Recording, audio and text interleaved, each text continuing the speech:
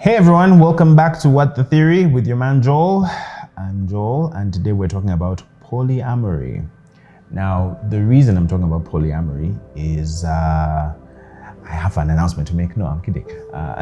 It's more just, I've noticed that more and more in popular culture, in my friend groups, more and more people are talking about the option of loving more than just one person, and that fidelity doesn't necessarily equal you only having one sexual partner or you having one person that you are emotionally connected with.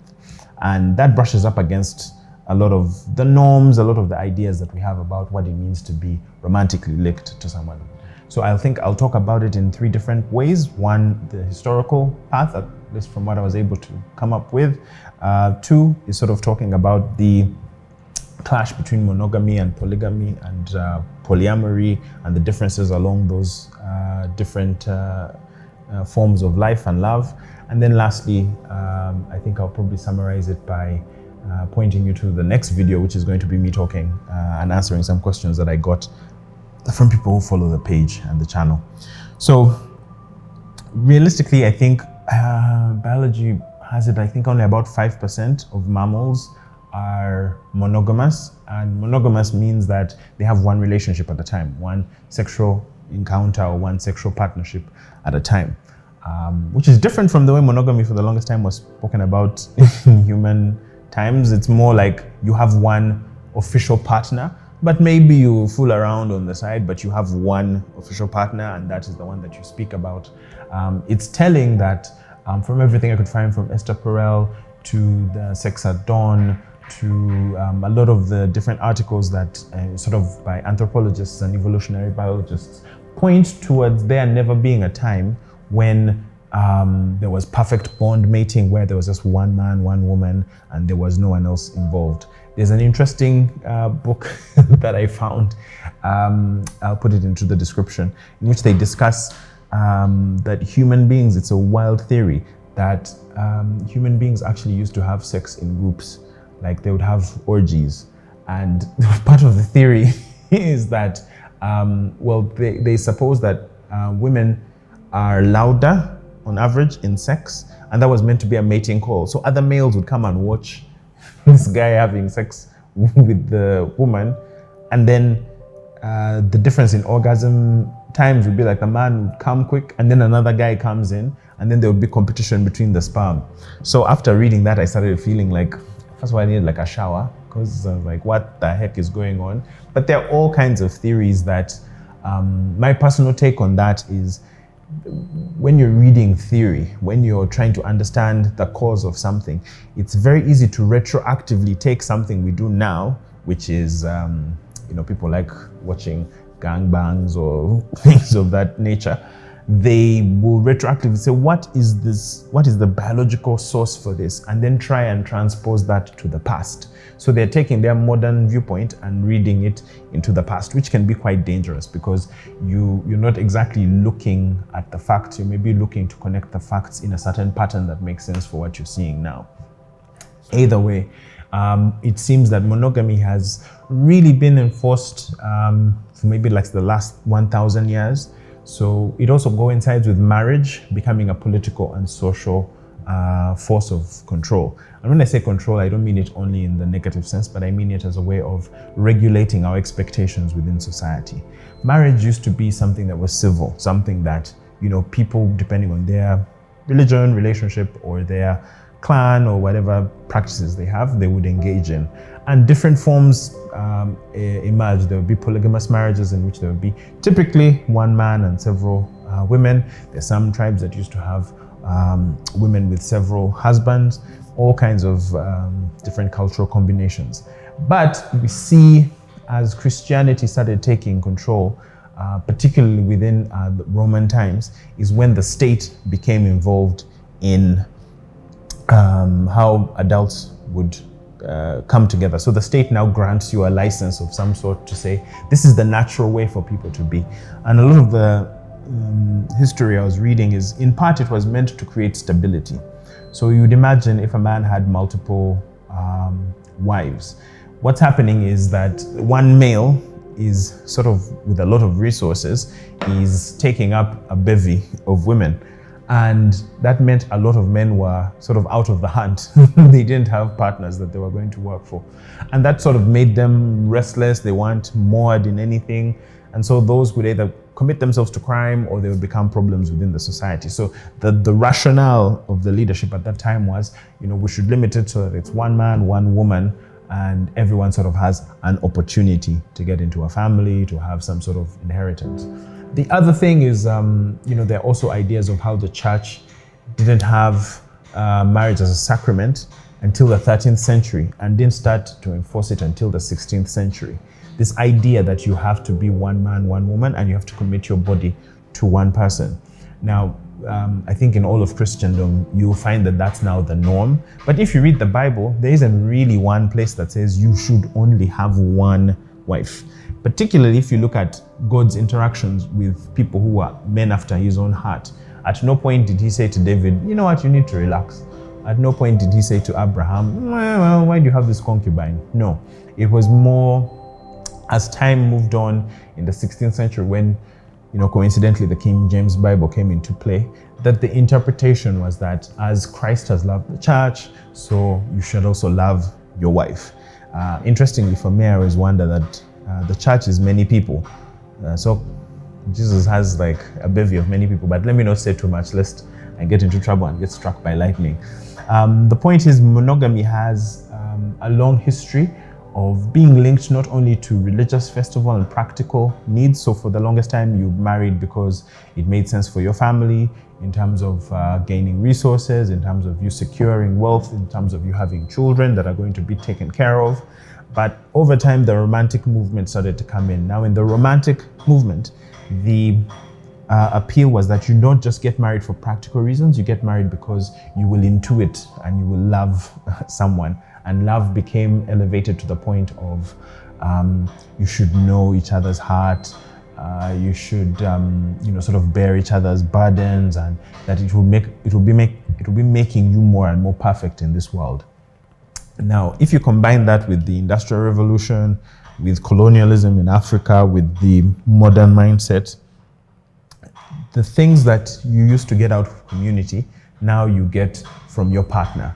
So imagine the burden that you put on your one partner is that they should be sexually fulfilling, they need to be able to listen to you, they need to be the one person who knows you intimately, things which typically other people have been able to outsource out to the community. Now you're resting them on one individual.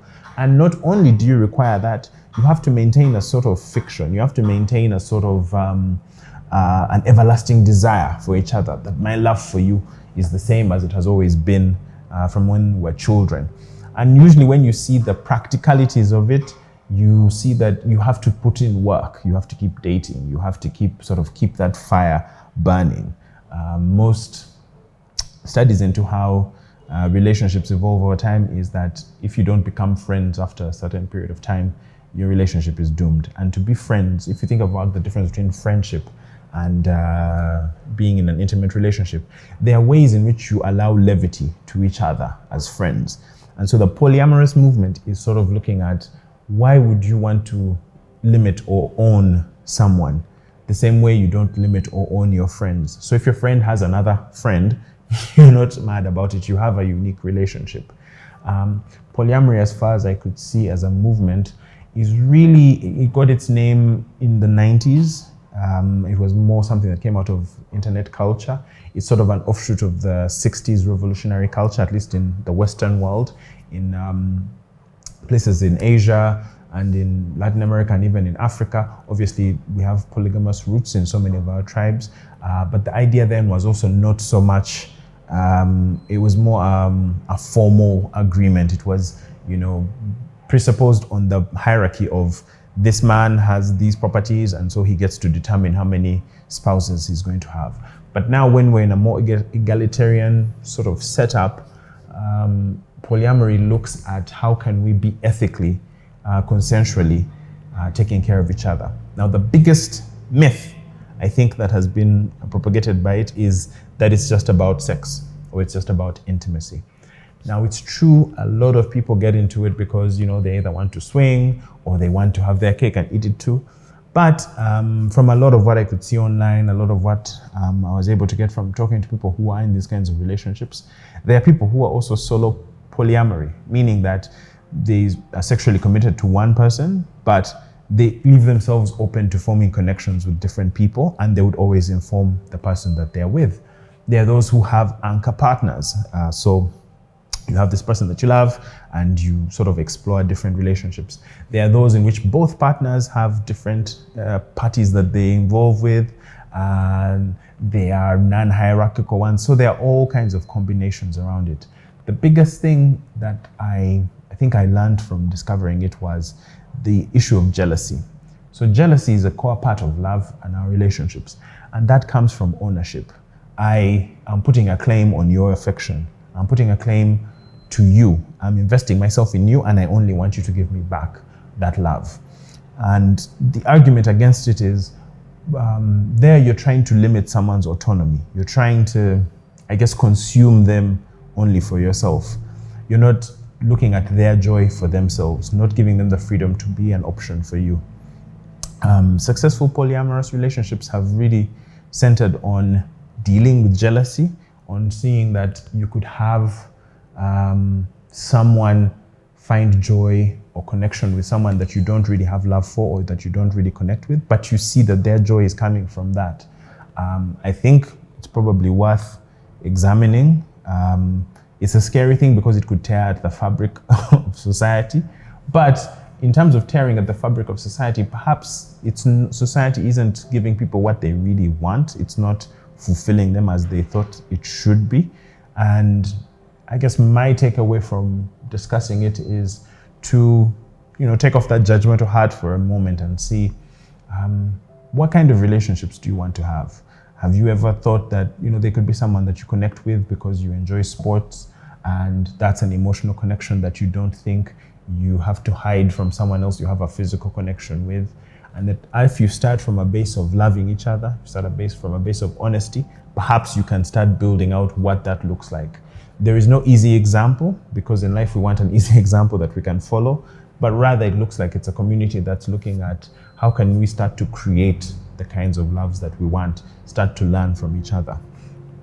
It's exceptionally difficult, and if there's anyone out there who's willing to discuss being in a polyamorous relationship with me, I'd be happy to host you on the show. I don't know if you'd you feel like people would judge you. A lot of the people that I spoke to who are in these kinds of relationships don't speak about it much. In part, it was, I think, the Will Smith, Jada Pinkett Smith discussion. There's a lot of judgment that goes to either the man or one partner is sort of coalescing or allowing the other party to just determine how the relationship should go. For men, I think they typically think men are the ones who just want to have sex, ignoring the gender view that women also want to have sex. They want to have connections outside. So it also comes at the root of some of the ways in which power and sex combine. And also in polyamorous relationships, the discussion is also centering around how are those power relations entering sexual connections as well. So the big takeaway for me is, I don't know if all of us should be poly or if that's the way it's going, but more and more modern life is atomizing us and allowing us to sort of put undue pressure on each other to be perfect partners for each other. The polyamorous movement is saying no one human being might be enough for you, and there are different ways in which you can sort of fulfill yourself within community, and you don't have to limit yourself to sort of the Europeanized version of monogamy means that you are legally married to one person for the rest of your life and that's it. But let me know what you think. Still exploring this topic. It's something quite new to me. And the next episode will be me answering some questions around this idea of love in the plural. So thank you very much for tuning in. I'll see you next time.